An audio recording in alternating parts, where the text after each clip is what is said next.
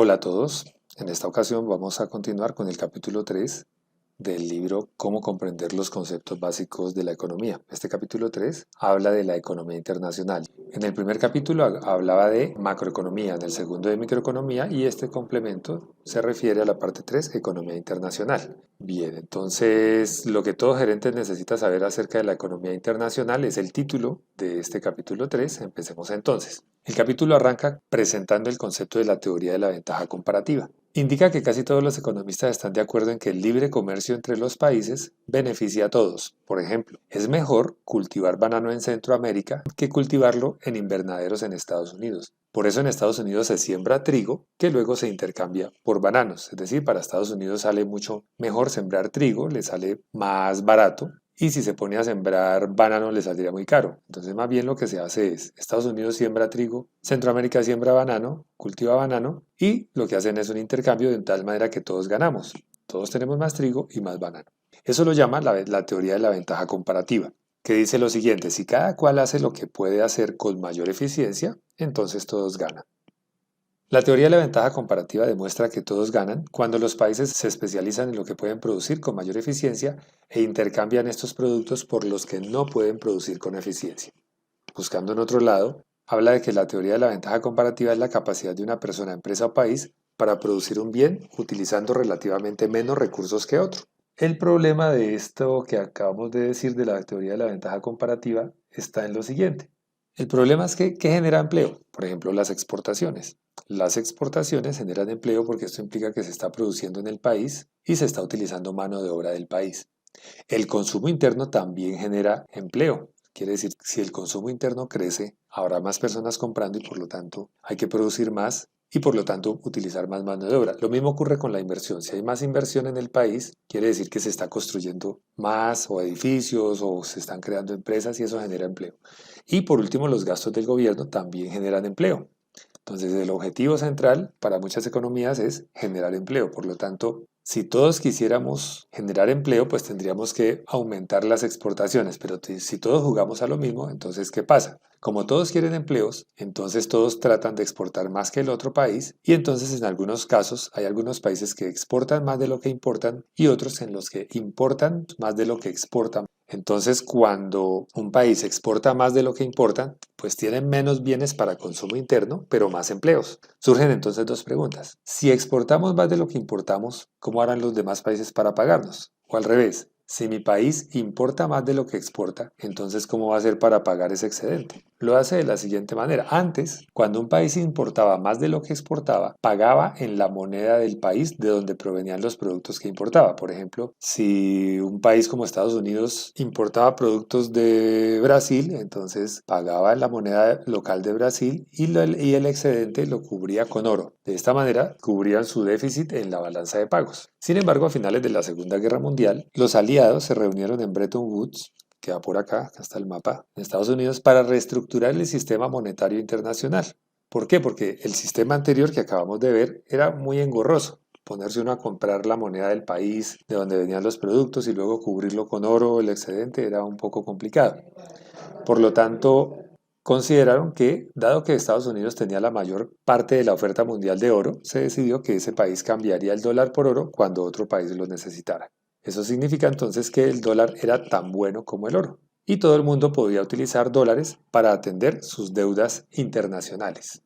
Ahí puede verse, por ejemplo, en estos $5 americanos que se compromete a que ese dinero puede ser redimible en oro si alguien lo solicita. Entonces se va al Banco Central, a la Reserva Federal y pide el oro correspondiente a sus $5. El acuerdo de Bretton Woods, en esencia, determinó que el dólar de los Estados Unidos fuera la moneda internacional, que de ahí en adelante casi todas las transacciones internacionales se hicieron y aún se hacen en dólares. Básicamente esto ocurrió en buena parte porque pues Estados Unidos era el que tenía más oro en sus bancos, lo cual significó que mientras el resto del mundo aceptaba dólares como medio de pago, los Estados Unidos podían mantener un déficit de balanza de pagos cada vez que ellos quisieran. ¿Cómo funcionaba? Los Estados Unidos gastaba lo que ellos querían sin tener que cuadrar el presupuesto internacionalmente. ¿Por qué? Ellos daban dinero para ayuda externa, por ejemplo, le enviaban dinero a países de Centroamérica o países de Sudamérica, etcétera, pero luego ese país compraba productos norteamericanos, entonces eso generó empleo dentro del país norteamericano. Pero a finales de los años 60 empezó a verse que no se podía cumplir el compromiso de entregar oro a cambio de los dólares que otros países tenían. Entonces la oferta de oro de Estados Unidos cayó bastante y los dólares en circulación crecieron a cerca de 50.000 millones. Por lo tanto, el presidente Nixon en 1971 cerró la ventanilla del oro y rescindió su compromiso de cambiar dólares por oro. Esto produjo el efecto neto de desmonetizar el oro y convertirlo en un bien como cualquier otro en el que se comercia en el mercado, y cuyo precio es determinado por la ley de oferta y la ley de demanda. Como la economía de los Estados Unidos es la más fuerte del mundo, o al menos en el año 2000, cercano al año en que se hizo este estudio, pues Estados Unidos era la mayor economía del mundo, pues estaba Japón, Alemania, el Reino Unido, Francia, China. Hoy en día pues está de primeras Estados Unidos y le sigue la China, pero en ese momento era Estados Unidos. Como la economía de los Estados Unidos es la más fuerte del mundo, la mayor parte de la gente aceptó ese cambio como necesario para mantener activo el comercio internacional. Así que el oro nada tiene que ver con el sistema monetario, excepto en el sentido de que su precio de mercado sirve de buen barómetro de la inflación. Es decir, el precio del oro tiende a subir cuando las tasas de inflación son altas y viceversa. ¿Por qué? Porque la gente busca la manera de refugiarse en el oro cuando hay riesgos financieros o cuando hay inflación. Para no perder dinero o para no perder el valor de su dinero en el tiempo, que es lo que representa en parte la inflación, la gente puede recurrir al oro para garantizar que no va a perder dinero y entonces si cada vez más gente quiere comprar oro, su precio tiende a subir. En el momento en el que se escribió el libro, había como $1 billón en el exterior que se conocen como los eurodólares. ¿Qué es un eurodólar? Bueno, no está en el libro, pero lo voy a explicar brevemente. El eurodólar es todo depósito en dólares fuera del territorio estadounidense. Este dinero no está bajo la jurisdicción de la Reserva Federal de los Estados Unidos. Los eurodólares representan elevadas sumas de dinero alrededor del mundo, porque el dólar es la principal moneda de reserva. Bien, entonces desde ese momento las economías de casi todos los países del mundo quedaron ligadas a la economía de los Estados Unidos, pues las transacciones se hacen en dólares. Y por eso cuando la tasa de inflación en Estados Unidos aumenta, los demás países se preocupan un poco porque entienden que el precio de sus dólares puede bajar. Ahora, ¿qué pasa con las tasas de interés? El libro lo presenta con un ejemplo. El profesor Marshall le dice a Smith el siguiente caso, que si él estuviera en Londres y fuera un inversionista y se da cuenta que el rendimiento en Londres sería del 10% si invierte en bonos, pero en Nueva York obtendría el 12%, naturalmente lo que haría este joven es tratar de invertir en Nueva York. ¿Qué haría? Pues probablemente le da el dinero a un corredor de bolsa con instrucciones de invertir en Nueva York. Ese corredor tomaría las libras esterlinas, las cambiaría a dólares y compraría los bonos en Nueva York. Pero si esto estuviera sucediendo en todo el mundo, la demanda de dólares aumentaría. Y por ley de oferta y demanda sabemos que si hay una demanda bastante alta de un producto, su precio sube y el dólar se fortalece. Si el dólar se fortalece, significa que las exportaciones que los Estados Unidos hace son más costosas para otros países. Pero para los Estados Unidos les resulta mucho más barato importar bienes de otros países. Así que en Estados Unidos se puede importar más de lo que se puede exportar, pero la diferencia se cubre con la entrada de dólares de inversionistas que quieren invertir en Estados Unidos porque sus tasas de interés están altas. De esa manera se compensa, es como lo explican en el libro. Por lo tanto, eso hace que se pierdan empleos al interior de los Estados Unidos porque el país exporta menos y como ya habíamos dicho, uno de los aspectos que son creadores de empleo es exportar más. Entonces, si Estados Unidos exporta menos, pierde algunos empleos al interior de su país, pero puede importar mucho más barato, lo que contribuye a mantener la inflación controlada. Entonces, las altas tasas de interés atraen fondos del exterior, pero eso fortalece el dólar. A la vez, se pierden empleos en Estados Unidos a medida que aumentan las importaciones. Así que las altas tasas de interés desestimulan la inversión en Estados Unidos y en forma indirecta las estimulan en el exterior. Por lo tanto, en resumen, las altas tasas de interés desestimulan la inversión interna y hacen aumentar el valor del dólar. Esto incrementa las exportaciones y disminuye las importaciones. Entonces, en resumen, las altas tasas de interés atraen fondos del exterior, pero eso fortalece el dólar. A la vez, como aumentan las importaciones, entonces se baja un poco la necesidad de producir al interior del país. Y entonces de esta forma se pueden perder algunos empleos. Y todo esto le produce a los Estados Unidos un déficit en la balanza de pagos. La pregunta que le hizo el estudiante al profesor Marshall era cuáles serían los puntos clave que debería él entender para ser un gerente, para comprender mejor lo que ocurre en la economía. Entonces, los autores del libro dicen que es muy importante estar al tanto de todo lo anterior, pero presenta unas situaciones que se estuvieron dando por allá en la década de los 70. Se refiere a nuevos cambios que se dieron en el mundo de las finanzas internacionales cuando los países de la OPEP decidieron aumentar el precio del petróleo de una manera desmesurada. El libro no lo dice, pero digamos en la década de los 60, los compradores de petróleo pagaban muy barato el petróleo, entonces eso presionó para que los países exportadores de petróleo se unieran, se agruparan, crearan la OPEP, pero luego por allá el 16 de octubre de 1973, la OPEP decidió disminuir la exportación de petróleo a países como Estados Unidos e Israel como represalia por el apoyo de Estados Unidos a Israel. Y eso hizo que el precio del petróleo subiera bastante. Lo anterior implica que hay unos cambios que son complicados de entender. Por ejemplo, los países de la OPEP decidieron aumentar el precio del petróleo en un alto porcentaje. El efecto fue que cientos de miles de millones de dólares que estaban en Estados Unidos fueron transferidos a los países de la OPEP y que los países árabes le enviaran petróleo a los Estados Unidos. Los países árabes y aquellos países productores de petróleo recibieron dólares en grandes cantidades, más de lo que podían gastar. Así que, ¿qué hace una persona cuando tiene más de lo que puede gastar? Tiene que mirar a ver dónde deposita ese dinero sobrante. Por lo tanto, esa gente dijo, bueno, ¿dónde están los bancos más sólidos del mundo? Entonces, bueno, naturalmente estaban en Estados Unidos. Entonces se fueron y consignaron ese dinero en los bancos de Nueva York. Entonces, enviaban petróleo a los Estados Unidos, recibían dólares, pero luego esos mismos dólares se iban a los bancos de Nueva York. Eso se conoció como el reciclaje de los petrodólares. Bien, entonces volviendo al tema de la cantidad de dinero que fue depositada en los bancos de Nueva York, hay que hacerse la pregunta de cómo ganan dinero los bancos. Pues los bancos pagan tasas de interés bajas a quienes hacen depósitos y lo prestan a la máxima tasa posible.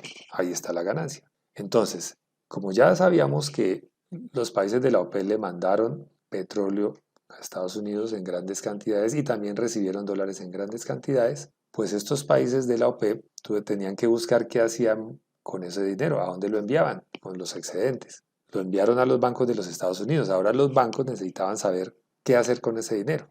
Dado que en los años 70 la economía norteamericana se encontraba en recesión, pues a nivel interno no había mucha demanda de préstamos. Por lo tanto, notaron que los países del tercer mundo sí estaban escasos de capital y estarían felices de recibir ese dinero. Una buena parte de ese dinero se fue entonces en préstamo a países como Argentina, Brasil, México, etc. Entonces, hablando del reciclaje de los petrodólares, pues el reciclaje de los petrodólares diríamos que tiene sentido en la medida en que unos excedentes de dinero que tengan los bancos norteamericanos se van a los países del tercer mundo que lo necesitan. Por lo tanto, supuestamente esto tendría bastante lógica porque se está colocando el dinero donde se necesita. Solo que no se tuvo en cuenta un par de problemas menores. Uno de ellos fue que muchos de los países del tercer mundo que estaban recibiendo los préstamos y usando los recursos para su propio desarrollo, también se estaban beneficiando del alto precio del petróleo. Y entonces los bancos de los Estados Unidos le prestaron sin problema porque consideraban que tenían una buena capacidad crediticia, porque tenían petróleo. Pero algo ocurrió, es que los países de la OPEP se habían equivocado al calcular la elasticidad precio de la demanda del petróleo. Para poderlo entender mejor lo de la elasticidad precio de la demanda, se puede mirar el video o el capítulo de microeconomía. Pero bueno, los países de la OPEP calcularon mal la elasticidad precio de la demanda del petróleo. Supusieron que la demanda de petróleo era inelástica y comprarían el petróleo a cualquier precio, pero no tuvieron en cuenta que cuando los precios suben demasiado, la gente busca reducir el consumo. Pero también, lo más grave era que varios países del tercer mundo habían quedado súper endeudados y ya no tenían los ingresos del petróleo porque el precio había caído. Lo segundo que pasó es que se olvidó el efecto del interés compuesto o no se tuvo en cuenta el efecto del interés compuesto. Dice en el libro una parte que cualquiera pensaría que los banqueros debieran saber lo que hacen, pero aparentemente no fue así. Entonces colocan el ejemplo de México. Suponga que México toma un préstamo de 500 millones de dólares por año de los bancos de los Estados Unidos. Y para hacer un ejercicio simplificado, colocan una tasa del 20% de interés anual. Pues generalmente es menor, pero para el efecto de ver el impacto que tiene esto, es válido ponerlo como un caso hipotético. Si México paga una tasa del 20% de interés anual y supongamos que solo le exigen pagar los intereses, no el capital, miren lo que pasa. Primero que todo hay que entender que si se invierte en algo que rinda más del 20%, implica que ese país va a estar mejor luego de algunos años. Sin embargo, por ejemplo, en 1983, la tasa de crecimiento económico de México fue negativa, fue del 5% negativa, y su población creció al 3%, por lo tanto los mexicanos quedaron 8% peor ese año. Y en realidad es que en el momento en que se escribió el libro debían más de 90.000 millones de dólares a los bancos extranjeros, que era casi equivalente a su Producto Interno Bruto. Por lo tanto, era un estado bastante preocupante. Volviendo al ejemplo de si los mexicanos pagan el 20% de interés por un crédito anual de 500 millones de dólares, entonces el primer año reciben 500 millones de dólares y los intereses que pagan los pagan en el año 2. Por lo tanto, en el año 2 se endeudan en otros 500 y pagan 200 millones en el año 3. El préstamo total que recibió en el año 1 es de 500, en el año 2 es de 1000, en el año 3 es de 1500 y aquí ya lleva un interés total pagado de 300 dólares. Y así sucesivamente hasta llegar al año sexto, en el cual el préstamo total es de 3.000 millones de dólares y ya lleva pagados 1.500 millones de dólares en intereses, ¿cierto? Y en el año 11 ocurre algo muy particular y es que ya el país ha recibido en préstamos totales 5.500 millones de dólares y ya ha tenido que pagar en intereses 5.500 millones de dólares. Eso explica muy bien el efecto del interés compuesto, porque el interés compuesto crece sobre el capital más los intereses. Por lo tanto, los mexicanos entraron en un círculo vicioso en el que para sostener algo así requerirían más y más préstamos, lo que a su vez empeoraba la situación. Claro, se podría pensar que una solución es aumentar sus exportaciones o disminuir sus importaciones. Sin embargo, pues aunque México redujo sus importaciones, tuvo el problema de que como dependía tecnológicamente de los Estados Unidos, esto empeoró la situación. Por lo tanto, que no tuvieron otra opción que seguir recibiendo más préstamos y continuar refinanciando la deuda. Y los bancos no tienen otra opción que seguir prestándoles, porque, como dice el dicho, si usted le debe 1.000 dólares a un banco y no los puede pagar, usted está en dificultades. Pero si usted le debe 1.000.000 de dólares a un banco y no los puede pagar, el banco es el que está en dificultades. Entonces, la tendencia compuesta llevó al sistema monetario internacional a una de sus peores crisis. 800.000 millones de dólares por concepto de préstamos pendientes a los países del tercer mundo se dieron por los bancos americanos y prácticamente ninguno de ellos estaba abonando el capital al momento de escribir este libro. Y muchos ni siquiera pueden pagar el interés. En este capítulo lo que se muestra es los efectos que tienen las importaciones, las exportaciones, las tasas de interés, las tasas de cambio en una economía. Y así termina este tercer capítulo del libro Cómo comprender los conceptos básicos de la economía. Recordemos que el capítulo 1 abordó el tema de la microeconomía, el capítulo 2 abordó el tema de la macroeconomía y este capítulo 3 abordó el tema de la economía internacional. Para ver los dos primeros capítulos, el de la microeconomía y la macroeconomía, vale la pena entonces tener en cuenta los videos sobre el capítulo 1 de este libro y el capítulo 2 de este libro. Muchas gracias y hasta la próxima.